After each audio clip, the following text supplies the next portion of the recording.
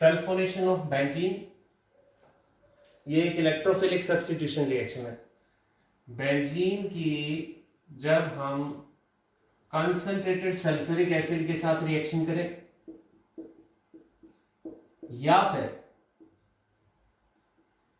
Sulphuric acid plus SO3 के साथ reaction करें, इसको हम ओलेयम भी बोलते हैं, तो बेंजीन पर एक सल्फोनिक ग्रुप लग जाएगा, SO3H ग्रुप लग जाएगा।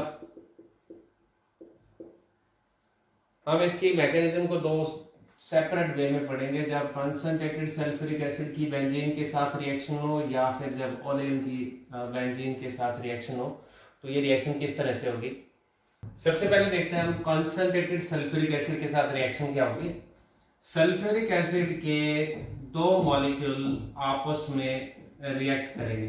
ये सल्फ्यूरिक एसिड का एक मॉलिक्यूल है और ये सल्फ्यूरिक एसिड का दूसरा मॉलिक्यूल है। एक मॉलिक्यूल दूसरे मॉलिक्यूल को प्रोटॉन प्रोवाइड करेगा। ये इलेक्ट्रॉन यहां चले जाएंगे, H पॉजिटिव बन जाएगा और ये नॉन बॉन्डिंग इलेक्ट्रॉन इस पे अटैक करेंगे तो ये H इसके ऊपर जुड़ जाएगा। इस तरह से हमारे पास जो स्पीशीज बनेगी वो इस तरह से होगी, S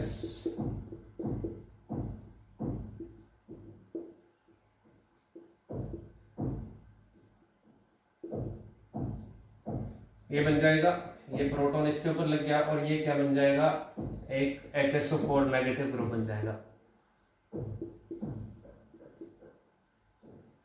ओ ये दोनों इलेक्ट्रॉन इस तरफ आ जाएंगे तो ये नेगेटिव बन गया और ये OH। ठीक है, जो ये स्पीशीज बनी हमारे पास, ये स्पीशीज क्योंकि इस पे ऑक्सीजन पे पॉजिटिव चार्ज है तो ये इस बॉन्ड के इलेक्ट्रॉन को अपनी तरफ खींचेगा और ये स्पीशीज इस तरह से टूट जाएगी, SOOOH।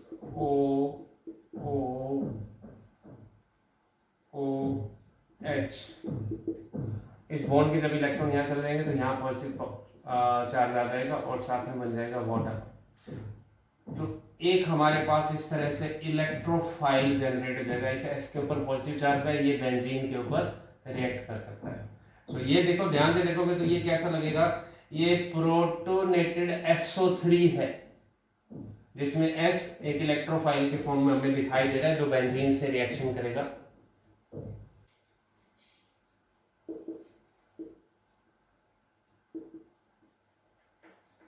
दूसरा जो मेथड है जिसमें हम सल्फ्यूरिक एसिड प्लस SO3 ले सकते हैं, तो ये किस तरह से रिएक्शन होगी।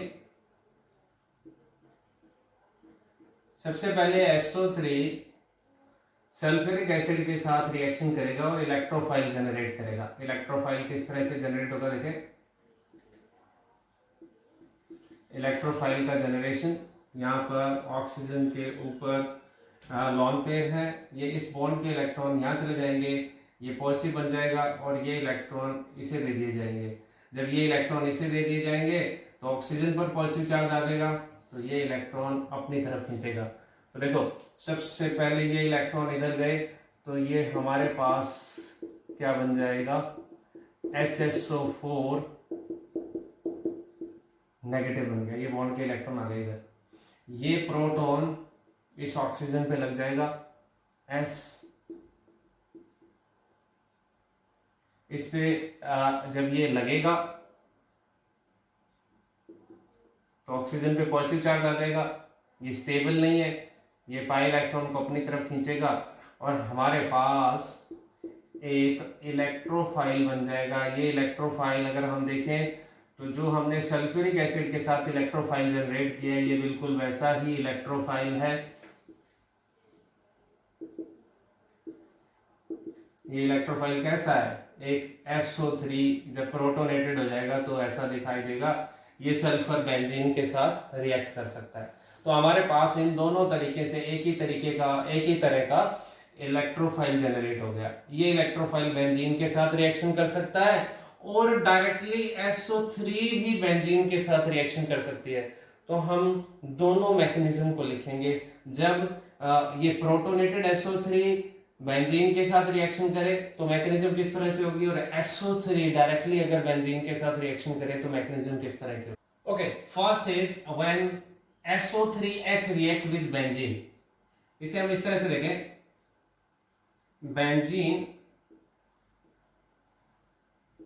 SO3H के साथ जब रिएक्ट करेगा तो ये पाई इलेक्ट्रॉन जो है ये यहां शिफ्ट होंगे और ये इस सल्फर को दे दिए जाएंगे। इस तरह से हमारे पास बेंजीन रिंग के ऊपर पॉजिटिव चार्ज आ जाएगा और ये SO3H इसके ऊपर जुड़ जाएगा। अब इस तरह से जो पॉजिटिव चार्ज बेंजीन पर आया ये रेजोनेंस के थ्रू स्टेबल हो सकता है। ये पॉजिटिव चार्ज यहां आ जाएगा,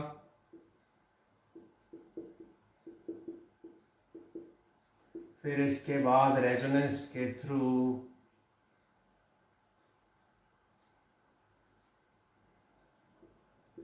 इस कार्बन पे आ जाएगा। यहाँ पे SO3H डायरेक्टली लिख देते हैं और यहाँ पे H लिख देते हैं। इस तरह से हम देखें डीलोकलाइजेशन हो रहा है पॉजिटिव चार्ज का 3 कार्बन के ऊपर ortho with respect to this, ortho para और ऑर्थो पोजीशन पर। इनका रेजोनेंस हाइब्रिड अगर हम दिखाएं तो वो कुछ इस तरह से लिखा जाएगा, delocalisation of positive charge over this carbon. यहां से हम एक रेजोनेटिंग स्ट्रक्चर ले लेते हैं, ये रेजोनेटिंग स्ट्रक्चर ले लेते हैं जिससे ये पॉजिटिव चार्ज इस बॉन्ड के इलेक्ट्रॉन यहां आ जाएंगे और ये H पॉजिटिव बन जाएगा। ये H पॉजिटिव किससे रिएक्ट करेगा, बीच में हमारे पास एक स्पीशीज बनी थी HSO4 नेगेटिव, तो ये जो प्रोटॉन बनेगा ये इस O नेगेटिव के साथ जुड़ जाएगा और ये एरोमेटिक हो जाएगा। ये SO3H प्लस H2SO4। तो इस तरह से इस SO3H पॉजिटिव आयन से हमारे पास बेंजीन सल्फोनिक एसिड बन जाएगा। इसी तरीके से SO3 के साथ भी रिएक्शन हो सकती है, लेट्स सी।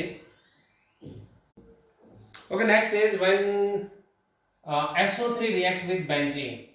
हम इस तरह से बेंजीन बनाएंगे, बेंजीन के साथ SO3 की जब रिएक्शन होगी तो ये पाई इलेक्ट्रॉन यहाँ शिफ्ट हो जाएंगे, सल्फर पर पॉजिटिव चार्ज आएगा, बेंजीन के ये पाई इलेक्ट्रॉन यहाँ शिफ्ट होकर सल्फर को दे दिए जाएंगे। इस तरीके से बेंजीन के ऊपर ऑर्थो पोजीशन पर एक पॉजिटिव चार्ज जनरेट हो जाएगा और ये SO3 नेगेटिव पार्ट है, यहाँ पे एक हाइड्रोजन लगा है।